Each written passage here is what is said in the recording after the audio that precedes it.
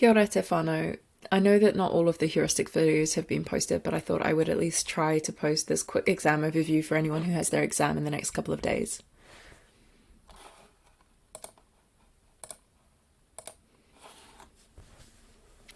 So in this video, we're going to just go over the different exam sections and my top tips for making the most of them.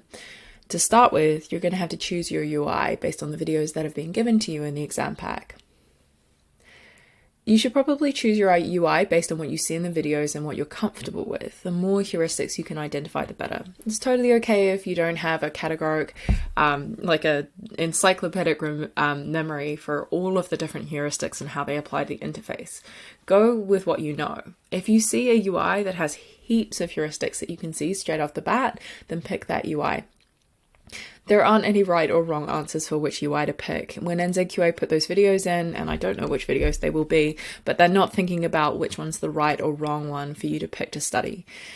So pick the one that you're most comfortable with. There's a couple of different ways that you can take this. If you choose the UI that you think is like subjectively worse, then you'll have good examples from the other UI for the suggest improvement section. So if you say picked the UI, so you watch the two videos and you see one of the UIs seems a little bit more clunky or not as usable as the other, you might actually pick this one to talk about, because when it comes to the compare and contrast and the suggest improvement section, you'll actually have quite a lot to draw on from the other UI, which when you watched maybe didn't seem quite so clunky.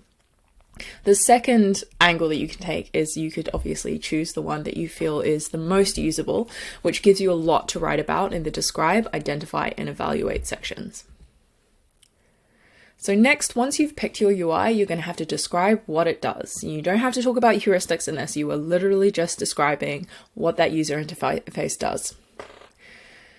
So it's kind of formulaic. You just go with the UI name. So a good example from one of the exemplars is Trade Me is a marketplace website or something like that that allows users to, and then you describe exactly what that user interface does. Now remember, you're not talking about what the business does. So say you were talking about a very specific business, let's say Trade Me, because it's in the exemplar that's immediately available on the NZQA website. You might be tempted to talk about what Trade Me does as a business, but that's not necessarily what the UI does. So you're just talking about the interface, not the business itself. A good example of this would be, say, you had a website about a cupcake shop in Auckland City, maybe. If you described the different things that that business does, then you're not actually answering this question. However, if they had an online portal where you can order different customized cupcakes, you could apply gift wrapping, you could add things to your cart, you could give them a delivery address and all of this different stuff, then that's what the user interface has done. So it's really important to notice the difference between what the user interface is doing and what the business does. Of course, the user interface could be like the largest part of what the business does, but just think about that. You want to use as much detail as you can based on what you can see in the videos. So watch those videos real carefully and describe it really in as clear words as you can. So say if in the video you observe the user creating a user profile and then logging into that user profile, you're going to describe that. You don't have to evaluate at this point. You just need to describe what you're seeing. Next, you're going to identify 4 heuristics, just 4. So you're going to pick 4 heuristics that you can see really clearly on the video of the UI. Now, one hot tip that I have is that the 2 most popular heuristics that a lot of my students tend to go for in this particular section is consistency and standards, heuristic 4, and aesthetic and minimalist design, which is heuristic 8. I would recommend that you don't go for these straight away. The reason being is that these are 2 of probably the most commonly applied heuristics, but they are the hardest to prove. It's common that students will jump for that, but then actually describing exactly what makes it consistency and standards or exactly what makes it aesthetic and minimalist design is not quite as cut and dried. So when you're picking those 4 heuristics, try and think outside of the box. You know, visibility assistant status is an amazing one. You can see a lot of things that are happening that either meet or do not meet the visibility of system status heuristic. And also remember that some heuristics can blend together. So you can have like a primary heuristic, but it may be also influenced by another one. But you're just going to pick 4 heuristics that you can see really clearly in this video. Then you're probably going to want to write these as headings. You don't have to do this, but I recommend you do it because it does break up the text of your answer, and it kind of draws the eye to what you're trying to talk about. And you'll notice that in the excellence exemplar on the NZQA website, they do this as well. Next, you're going to describe the heuristic and what it does generally. You're not talking about the interface at this point. Just describe what you remember that heuristic does. And if you're not really sure what those heuristics do, I would recommend reading the Nielsen-Norman Group website and also watching the previous 5 videos, and hopefully I'll have some more videos up by the time you take your exam. After you've described the heuristic and generally what it does, you're going to describe the feature that you've seen in the video on the UI that you chose. So you say in the exemplar, you chose Trade Me. So you obviously chose it based on something you saw in the video or a feature that you saw that you feel meets with a certain heuristic. You're going to describe that feature. So say when you are logging in, you see that the password box gives you direct feedback on whether your password meets the complexity specifications. That's maybe visibility of system status, maybe error prevention, maybe user control and freedom. It's a bunch of different things there. You're going to describe the feature. So you're going to say when the user enters a password for registering their account, the interface gives them direct feedback, or it shows up a little bubble thing, or it changes color or something like that. And you're going to describe exactly what that does. And then you're going to briefly describe why this feature meets the heuristic. So one of the really basic examples, and please don't use this because it's very, very simple, is, in the Air New Zealand website, when you hover over a certain area, the button changes color. This is a good example of visibility of system status because it shows the user that their cursor has been recognized over the button when they click. You're going to repeat this for 4 heuristics. Please don't go into more than 4 heuristics. There's a lot of other stuff in this exam for you to cover.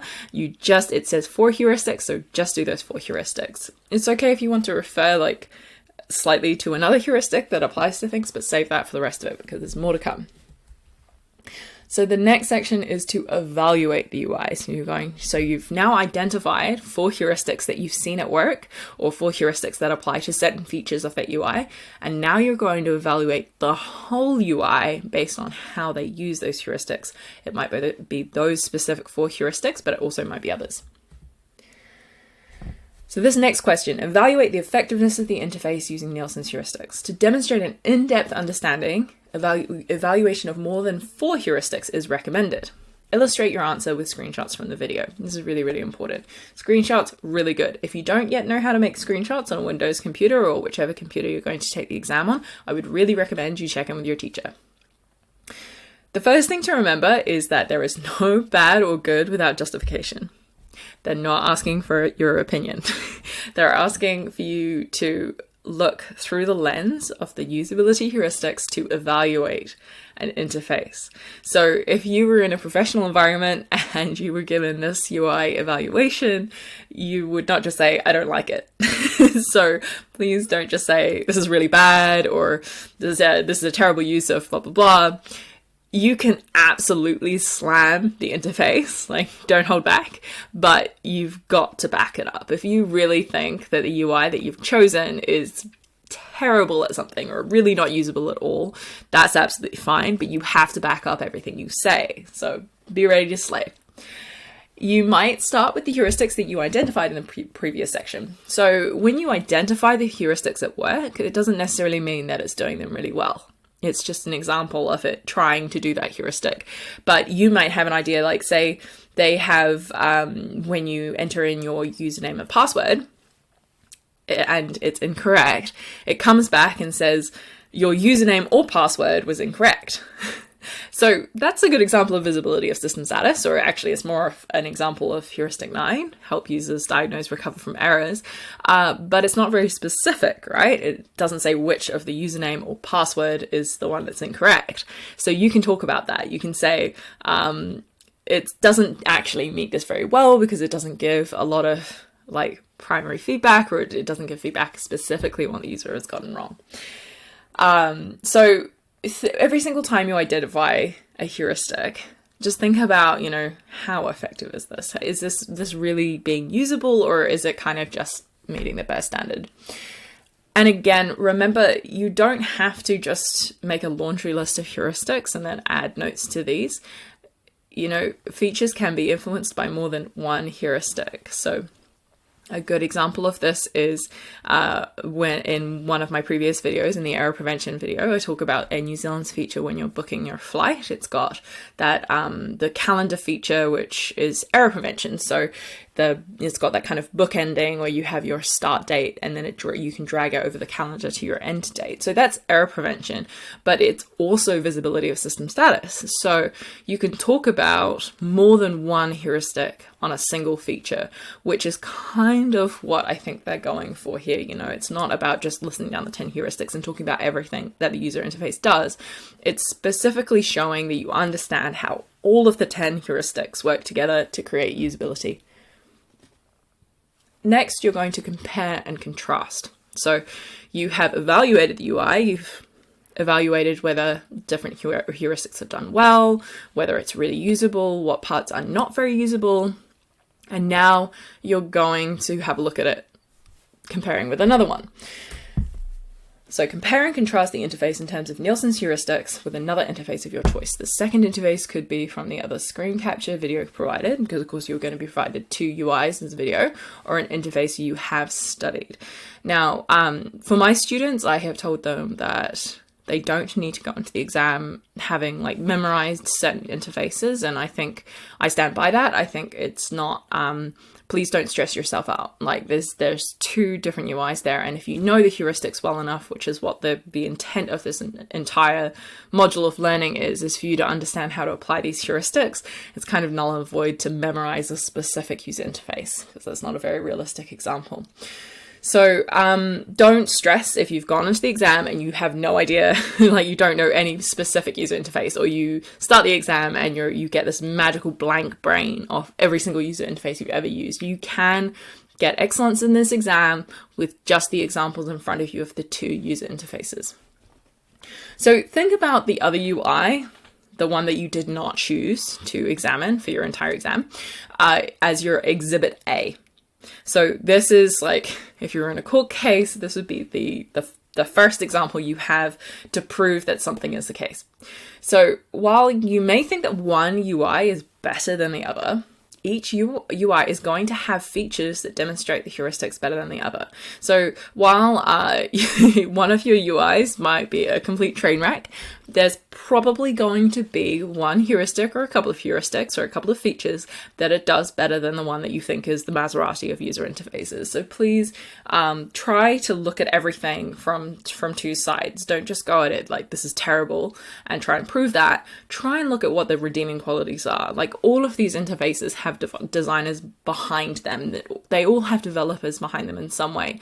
Their decisions are not completely abjectly terrible. Even if you don't apply UI UX design specifically, we're human, we use things, we have aesthetic choices for a reason. So try and look for those.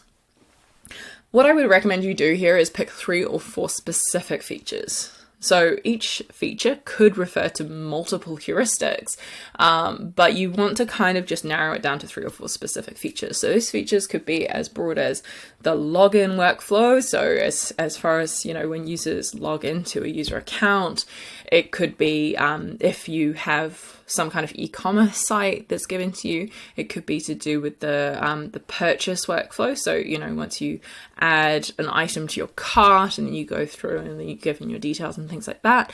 So there's different features that are at work that you're probably going to see, but that are in common between the two UIs that you have.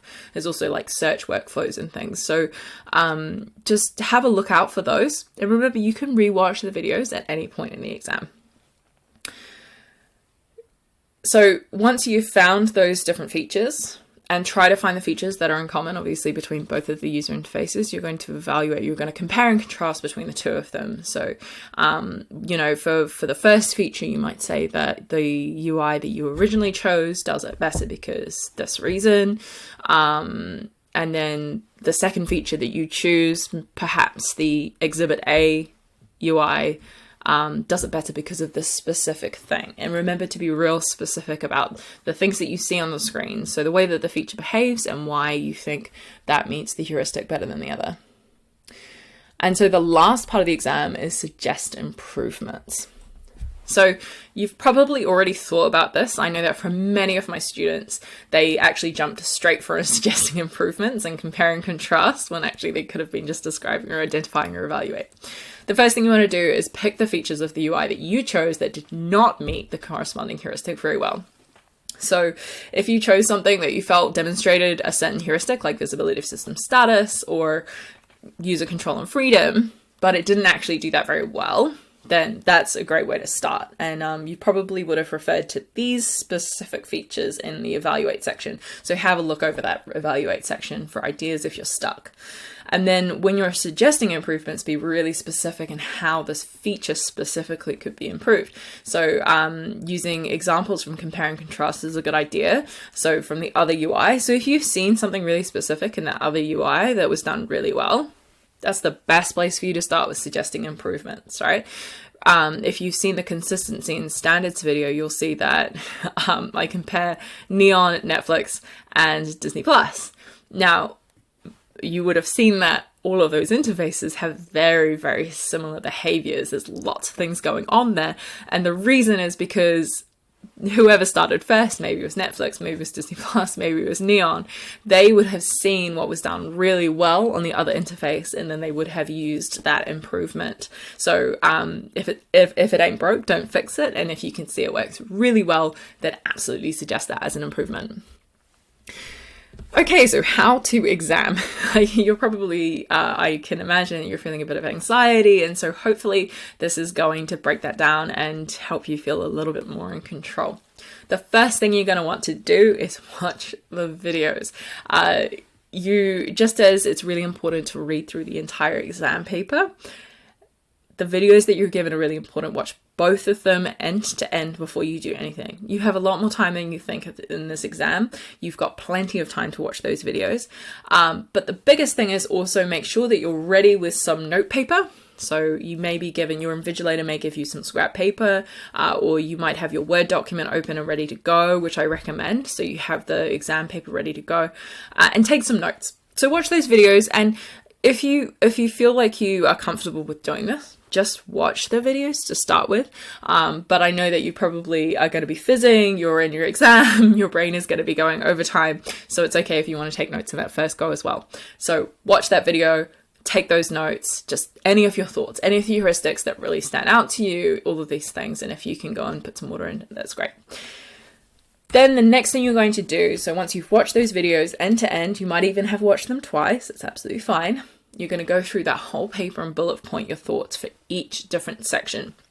Don't start long form answers just yet.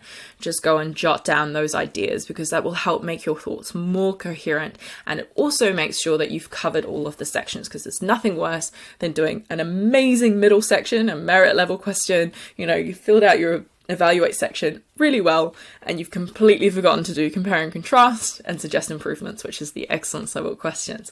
So please make sure that you go and put some headings and notes. They will organize your thoughts. It makes it easy to kind of jog your memory, and then you can get to the long form answering. And then the last tip I've got is time boxing. Time boxing is going to be a really important thing for you, hopefully throughout your school career and hopefully in your software development career as well. But breaking up your time into chunks. 3 hours is a very long time for your brain to be working, and it's going to be working overtime. So break that down into little manageable chunks. This also stops you from kind of going down into a rabbit hole. I know that I can go into a bit of a writing rabbit hole. I'll just start writing, and then I'll look up and it's suddenly the last quarter of the exam, and I'll freak out because I haven't actually done as much as I wanted to, or I didn't cover the complex topics that I wanted to. You have got a lot of time for this exam. So the first, what I would recommend is break your time into 15 to 20 minute chunks.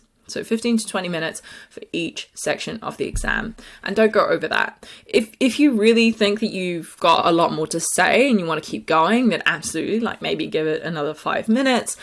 But don't let yourself run on endlessly, because you might end up, you might lose that time from somewhere else. So keep your eye on the time, but also be kind to yourself. So give yourself a 15 to 20 minute sprint. So say you're on the identify section, 15 to 20 minutes, more than enough to give an excellence level response to this. And then stop and breathe. That's a really important one. You are never so pushed for time that you cannot take 10 seconds to take a couple of deep breaths. And you might even take more than that. And more than that is absolutely okay. 1 minute. 3 hours is 180 minutes. So please don't try to tell me that you don't have 1 minute just to do some deep breaths. And those deep breaths are going to do wonders for helping your brain organize itself and get you ready to go.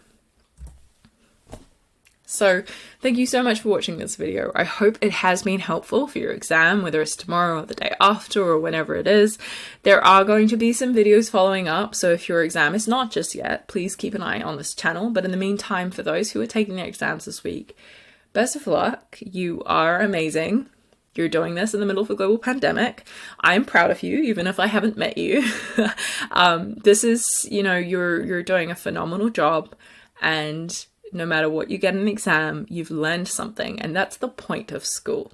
It's learning. It's not getting grades. But I understand that grades are very important too. So best of luck. Go hard. You can do this. Kia kite, kia haumuru te noho.